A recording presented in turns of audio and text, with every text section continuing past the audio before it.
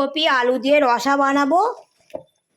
এই যে ফুলকপি আলুটা একটু জলের মধ্যে ভাপিয়ে নেবো। এই যে হলুদ আর নুন দিয়ে দিয়েছি, এগুলো দিয়ে দেবো। ফুলকপি আলুটা একটু দিয়ে দিলাম।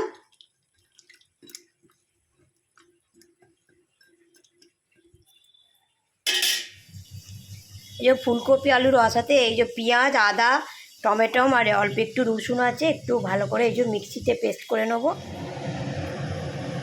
এবার ফুলকপি আলুগুলো একটু ভেজে নেব। কড়াইতে তেল দিয়ে দিয়েছি, তেল গরম হয়ে গেলে ফুলকপি আলুগুলো একটু ভেজে নেব। তেল ভালো করে গরম হয়ে গেছে, এবার ফুলকপিগুলো দিয়ে দিচ্ছি।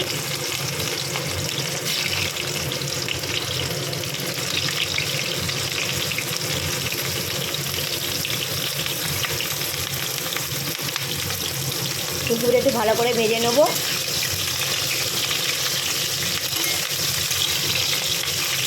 তো ফুলকপিগুলো ভাজা হয়ে গেছে, এবার আলুগুলো দিয়ে দেবো। আলুগুলো দিয়ে দিলাম।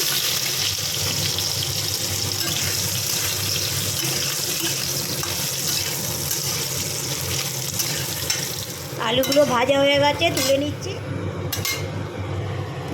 আর একটু তেল দিয়ে দিয়েছি, দিয়ে একটু জিরে ফোড়ন দিলাম,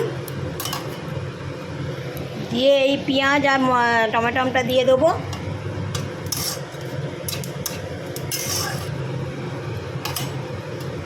জিরেটা একটু ভাজা ভাজা হয়ে গেলে, জিরে ভাজা ভাজা হয়ে গেছে, এবার এই টমেটো আর পেঁয়াজ দিয়ে দিলাম। পেঁয়াজ কুচি আর টমেটো কুচি দিয়ে দিলাম। এবার পেঁয়াজ আর টমেটোটা একটু ভালো করে ভাজা হয়ে গেছে, এবার মশলা দেব। বাটা মশলাটা দিয়ে দিলাম। একটু কাশ্মীরি লঙ্কা দেবো। এবার কিছু গুঁড়ো মশলা দিয়ে দেবো। লঙ্কা গুঁড়ো 1 চামচ, হলুদ,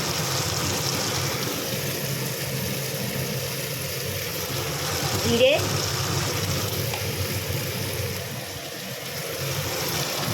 আর নুন দিয়ে দেবো।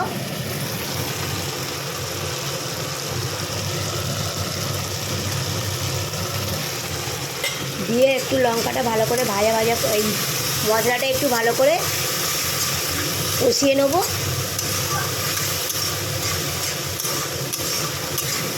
মশলা একটু ভালো করে কষিয়ে নেব।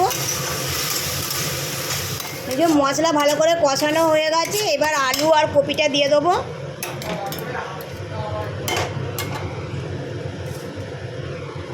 আলু আর কপিগুলো দিয়ে দিলাম।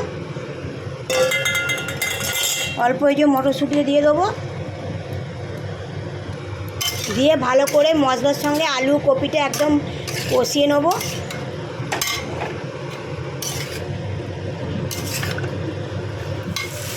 ফুলকপি আলু মশলার সঙ্গে ভালো করে কষিয়ে নিলাম। এবার জল দিয়ে দেবো।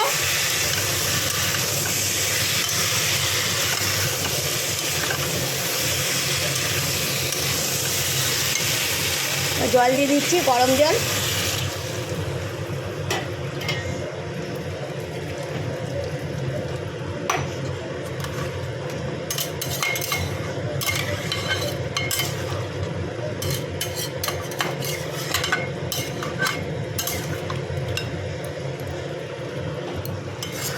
এই যে ফুলকপির রসা হয়ে গেছে, আলু কপি সব সেদ্ধ হয়ে গেছে। এবার একটুখানি ধনে পাতা দিয়ে দেবো। ধনে পাতা দিয়ে এবার নামিয়ে নেব।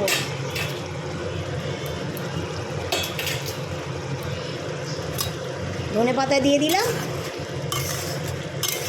এবার নামিয়ে নেব। যে কপি আলুর রসাটা যদি এই হয়ে গেছে, যে ঢেলে নিয়েছে, যদি ভালো লাগে তাহলে লাইক অ্যান্ড সাবস্ক্রাইব করে দেবেন।